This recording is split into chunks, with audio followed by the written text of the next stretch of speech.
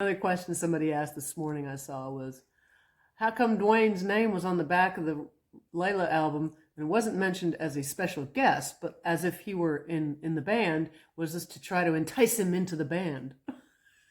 No, we tried to get him in the band, and he said he couldn't do it. Yeah. We asked him to play on our band. But it really just didn't work. When we performed live, it didn't work. So why was it put on the record as if he was like in the band? Because he played on the record. Right.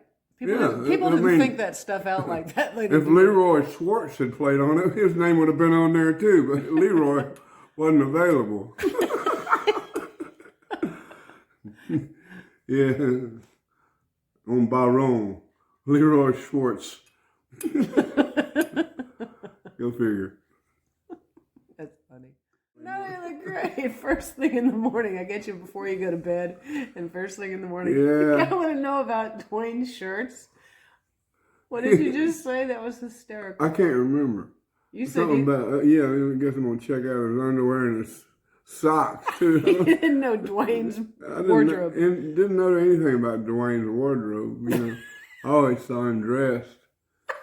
You know. Yeah. I have no Country idea. boys kind of keep to themselves, and then nobody knows what I look like.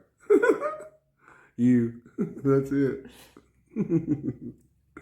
Pretty much like that first thing in the morning. Yeah. I got that COVID hair and everything. You got what? What is it, COVID hair? COVID hair. Yeah. Your hair looks I woke up about 2 o'clock in the morning, and I said, who the hell is that in the mirror? He was startling. You got that great hair, just curls. Yeah, it's curls. Crazy. No, it looks great. Good morning. Yeah, good morning. I just thought that was a really funny thing you said about Dwayne's shirt. This guy, someone wanted to know if this guy in this band was wearing Dwayne's shirt. How the hell am I supposed to know if it's Dwayne's shirt or not? If it wasn't that bird shirt or that terrible checkered shirt that he used to have, I mean, these guys dress like they're in the dark, you know. They picked out their clothes. No, not known for being Eric gave him that shirt. Yeah, Eric gave him the bird shirt, you know. It's no wonder he was into the nice shirts. Well, when Dwayne died, they took that shirt, that beautiful shirt that I wanted. See, if he'd have given it to me, it wouldn't have wound up cut up. But when Dwayne died, they cut it up like as if it were the robe, you know, and sold each bird. And I know some people that got one. They paid $5,000 for one of those. The shirt wasn't worth $5,000. Well, I'd pay that for yours. Well, you know, that's different. No, it's not. It's me. Me, honey. Yeah. Anyway. Top of the morning to you. Question as I'm putting these all together. These aren't pre-planned either. I mean, no, straight off the cuff, you know. Right. Speaking of cuffs. It's a bad. I'm in the robe myself. I wonder if they cut this one up when I'm gone. Yeah, and burn it probably. Yeah. Dog slept on it. Yeah. You and Aaron getting together, sitting and chatting. That was one this morning. I said, I doubt that'll ever fly. You know, that'll never happen. If I hadn't heard from Eric Clapton in over 50 years, probably not gonna, the phone probably ain't gonna ring. As a matter of fact, I don't have a phone. You know, it's all these things now. So nothing's gonna ring. No, hell no. I hadn't sat around waiting on Eric to call me. No, you're definitely, I wouldn't imagine that you would be sitting together chit-chatting about... Old days? Yeah. No, swapping lines. Why do you suppose he doesn't ever want to do anything with the Layla songs, the record, or anything like that? Why do you suppose it's like... I think because if he did, it would really show... If Eric and I performed together again, it would really show my role in the whole thing and the import of the matter of having me as a part of that. But see, I'm alive and well, so I'm not good press. You know, if Dwayne was alive, he wouldn't have received all this press. Him dying is what made it happen. You can work with a dead man. You know, they can do that all day long, forever. You know, hold him up on any kind of pedestal. And so, I mean, bottom line, I made the phone calls to Jim and Carl. Eric and I wrote the songs. I went to England. Dwayne never left the house. You know, he was with his band. He had nothing to do with putting the Layla album together except coming and playing on it. That was it. And if he hadn't done it, Eric would have done everything. So, and it would still have been a great album. You know, it is a great album. I mean, you had a couple of other people that were involved, and they didn't work out either. So it could have ended up with someone else, but it didn't. It ended up. Yeah, well, with Dave Mason, you know, but it didn't work out that way. You know, best thing that ever happened to the Allman Brothers band was Dwayne, unfortunately, losing his life. You know, that's the best thing. Suddenly, that band was important, and Dwayne had been on our record, so it suddenly made everything really romantical. You know, romantical. Yeah, that's right. How about romantic? Romantical. No, romantical. You like to add to the words, don't you? Well, it makes a little flower. Well, it all ended up the way it did, and it was terrible that had happened. Terrible that it happened. But in cases like that, unfortunately, it does. The Allman Brothers would have wound up being just another. If Dwayne had survived, they would just be another Southern boogie shuffle rock band. You know, and I'm not saying that in a bad way, because they were great, that Southern rock. But they had, Capricorn had 3 or 4 acts, and they all sounded alike. Grinder, Switch, you know, there's another one, I forget I remember the bass player, but I don't remember their band. Southern this, Southern that, the Barbecue Kings, you know. The Barbecue Kings. You're making that It's up. all about barbecue. And, well, it's true, as a matter of fact. The South is all about cooking animals and drinking beer and whiskey. And well, I mean, somebody got angry because you said that, but when I found some, hang on a second, I found some not ads, but write-ups on you because you were doing some records, and you were all at a barbecue. Now, this was not once. This was like 3 times. Yeah. It was like every single time. Every time you turn around, they're having a barbecue. Capricorn was big for that. Capricorn was big for cooking deer and cows and, you know, drinking a bunch of beer and whiskey and all out at the lake across from my farm. Oh, really? Yeah. So there was a lake there. That's and it's still there. But it was across from my house, and it seemed to where the Capricorn always having a party over there. Jimmy Carter came, and it was really? Yeah. He was a big supporter of. He loved the Allman Brothers. That's cool. Yeah, they gave him a bunch of money. He didn't have money for his thing, so they slipped some in. But Phil Walden told me that he intended on being governor. How come that didn't happen? I guess you got to be connected a little bit differently. I don't know, but yeah, he told me he was planning on being a governor. So I guess that's why they donated a whole bunch of money to Jimmy Carter. Sorry, did you meet Jimmy Carter? No, I didn't meet him.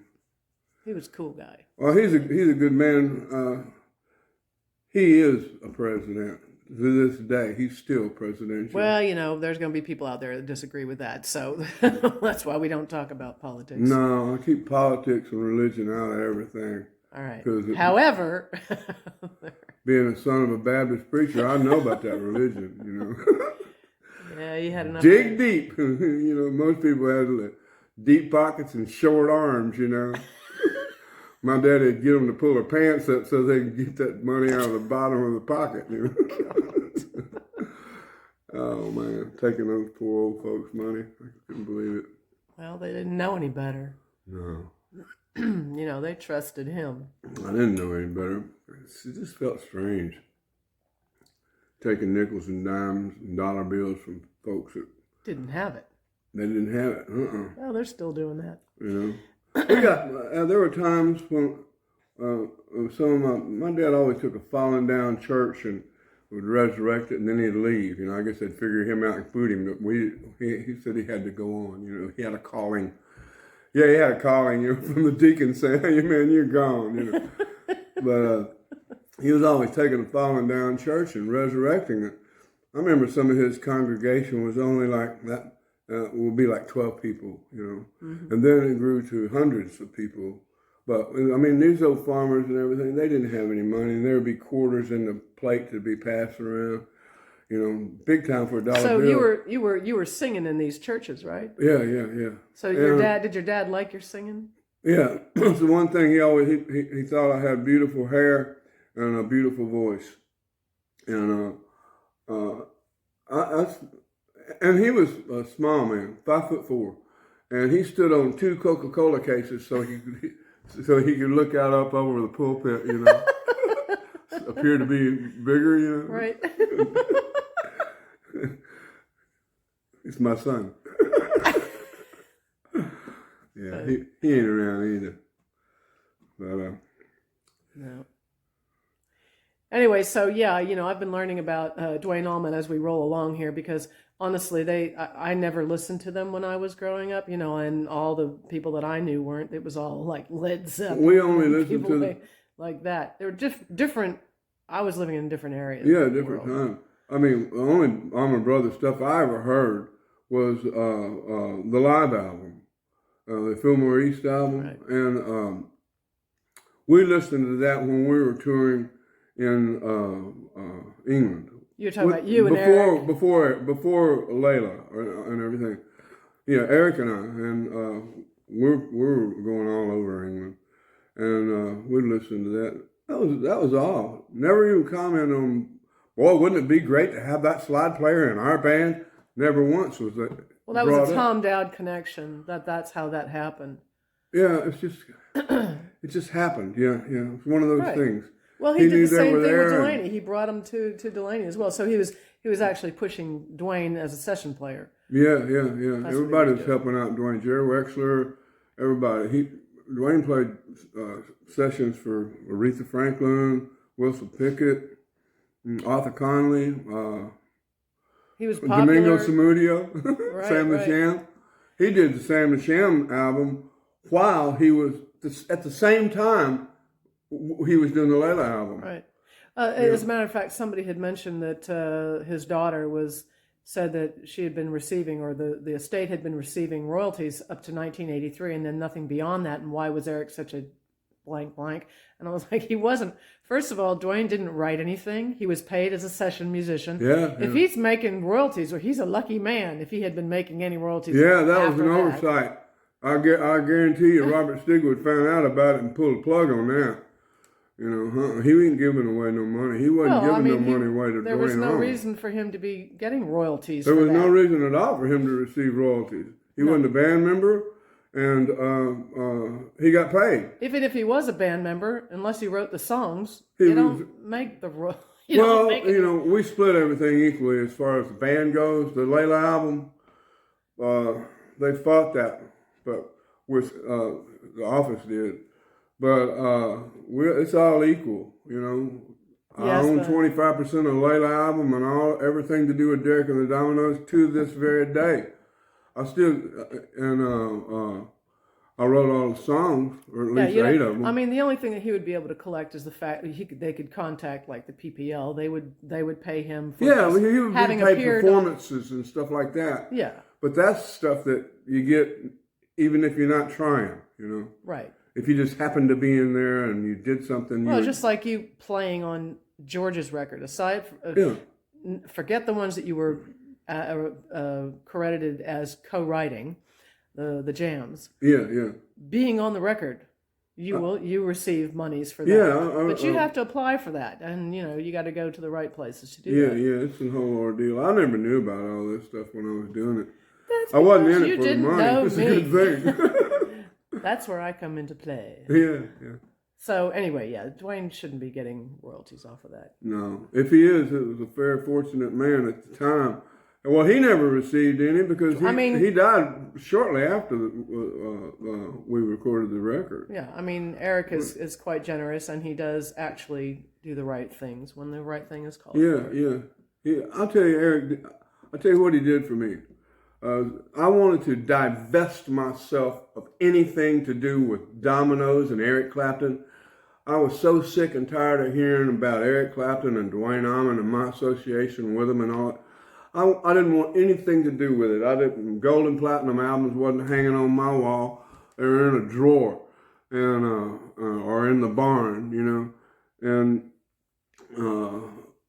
I just I didn't want anything to do with it. I sold all of my rights and everything. I sold everything, so I didn't want to see I wanted my own life on my own doing. I got rid of everything. I was sick of hearing about it. It was a mistake. And then turns around. Well, right before the 40th anniversary came out, you know, I sold everything when you and I got together. That gave us our start in life. You know, that's the main reason I did it, and to divest myself of the association. But that would be like Paul McCartney not being a Beatle or Mick Jagger not being a Stone, you know, or Rolling Stone. Well, I think you did this out of frustration more. And I was totally frustrated. Because I was trying to talk you out of that. Yeah, you tried to talk me out of it. Not but a good idea. I took all of my royalty papers and everything, threw them in the dumpster. Every one of them. I didn't want any part of it all. Well, anyway, Turned around right before the 40th anniversary came out. Eric's guy, Michael Eaton, called and asked me, he said, "Are you sitting down?" I said, "Yeah, as a matter of fact." He says, "Well, listen to this." And he talks like his mouth is full of potatoes. You know, got that. He's very popular.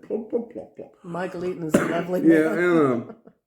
Yeah, and he told me Eric bought all my royalties, bought all my rights and royalties back for me. They took it when they were getting ready to release the 40th anniversary. Eric said, "Well, what's Bobby going to receive out of this?" And they said nothing because he sold everything. And so Eric... Actually, someone convinced you to do that. What? Someone convinced you to do that. Yeah, and... very upsetting. Yeah, anyway, he said he bought them all back for you.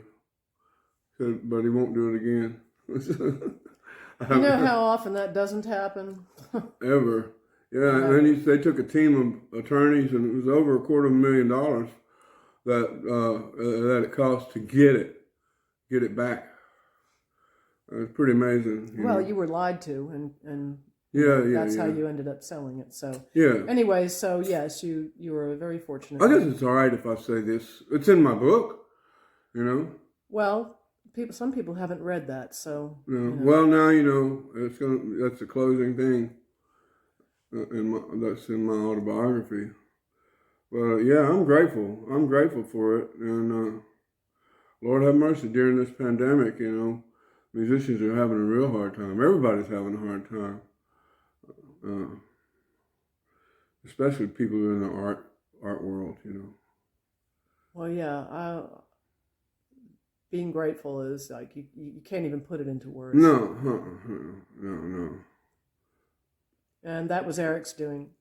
So. That's Eric Clapton. That's the Eric Clapton that nobody knows, you know, and everybody would like to know that Eric Clapton, but. You know, we've been friends all these years and never had a cross word.